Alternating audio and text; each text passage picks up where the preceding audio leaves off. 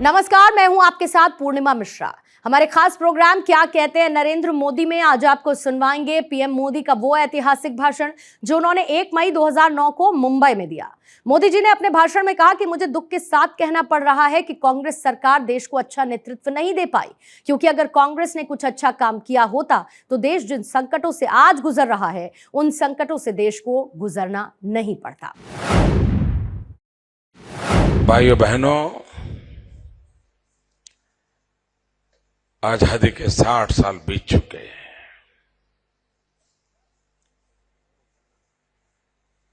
पचपन साल तक एक ही पार्टी की हुकूमत रही। 50-52 साल तक एक ही परिवार का साम्राज्य रहा और उसके बावजूद भी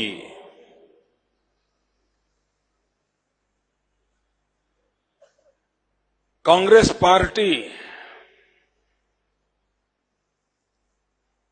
बिल्कुल बेशरम होकर के औरों पर आरोप लगाने की हिम्मत करती है। ये अपने आप में इस देश में एक अजूबा है।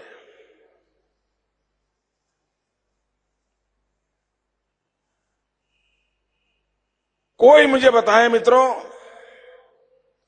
इस बार जो अमेरिका में चुनाव नतीजे आए हैं उसके कई कारण हो सकते हैं। कई कारणों की मीमांसा भी हो सकती है, लेकिन मैं एक ऐसे पहलू की ओर ध्यान आकर्षित करना चाहता हूं। जो लोग कई बार अमेरिका का हवाला देते हैं, वहां पर जो परिवर्तन हुआ उसकी चर्चा करते हैं और देश के बड़े जाने माने पॉलिटिकल पंडित किया करते हैं। और भारत के राजनीतिक मानचित्र पर इसको जरा सोचने की आवश्यकता है और इसलिए मैं कहना चाहता हूं, क्या कारण था अमेरिका की जनता ने ओबामा को पसंद करने की दिशा में गए? मित्रों, कई कारण होंगे, लेकिन एक महत्वपूर्ण कारण यह था कि अमेरिका का लोकतंत्र, अमेरिका का नागरिक एक बात से ऊब चुका था। 25 साल से करीब हिंदुस्तान में तो हम एक परिवार को जेल रहे हैं, वे लोग 2 परिवार को जेल रहे थे। पहले सीनियर बुश जीत करके आए, फिर जूनियर बुश जीत के आए। अब उसमें भी कैसे? सीनियर बुश एक बार, सीनियर बुश दूसरी बार, फिर क्लिंटन एक बार, क्लिंटन दूसरी बार, फिर जूनियर बुश एक बार, जूनियर बुश दूसरी बार, फिर मौका आया मिसेस क्लिंटन, और तब जाकर के पूरा अमेरिका चौंक गया कि भी ये क्लिंटन बुश चलेगा कि उसके बाहर अमेरिका जाएगा। और तब जाकर के अमेरिका के मतदाताओं ने हिम्मत के साथ फैसला किया और इस परिवार की दुनिया को तोड़ दिया। मित्रों, जो लोग अमेरिका की उदाहरण देते हैं, हमारे देश में इस तर्क, इस चर्चा, इससे बोलने से कतराते हैं, लेकिन भारत के परिप्रेक्ष्य में इस स्थिति को समझना होगा। क्या इस देश को चलाने का सामर्थ्य देश के अन्य लोगों में नहीं है? लाल बहादुर शास्त्री हो, नरसिम्हा राव हो, अटल बिहारी वाजपेयी हो, उनकी सरकारों का कार्यकाल हिंदुस्तान के अच्छे से अच्छे कार्यकाल के शिरोमोर पर है, ऊंचाइयों पर है। और इसलिए ये प्रबुद्ध नागरिक है, इसलिए मैं कहना चाहता हूं,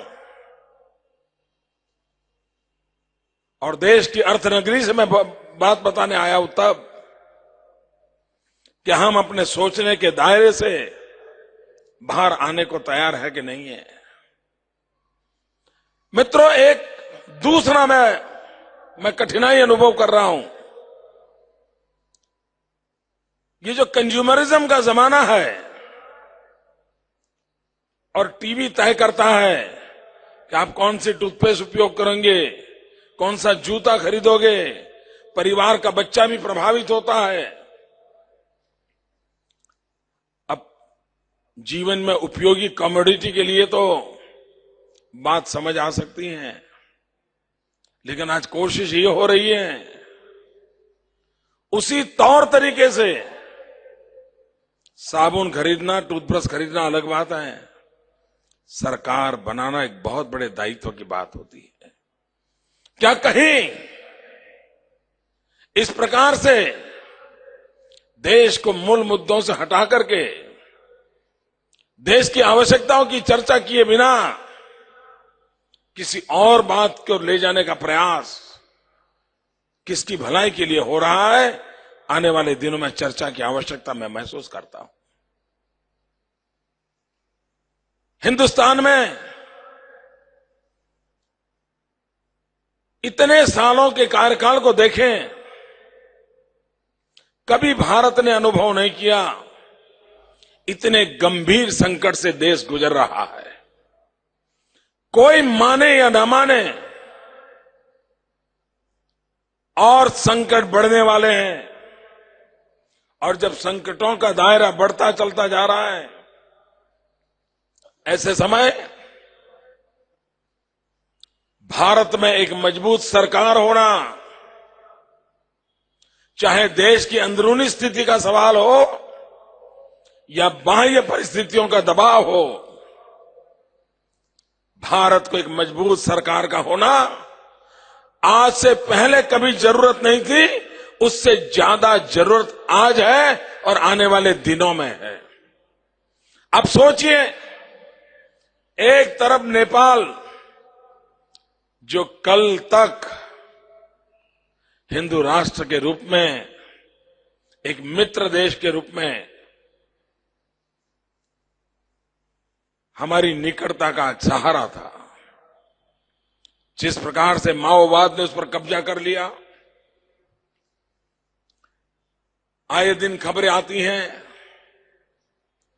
फेक करेंसी के जैसे कारखाने वहां लगे हुए हैं, आईएसआई का अड्डा बना हुआ है, चीन भी अपनी हरकतों करने के लिए उस भूमि का उपयोग कर रहा है।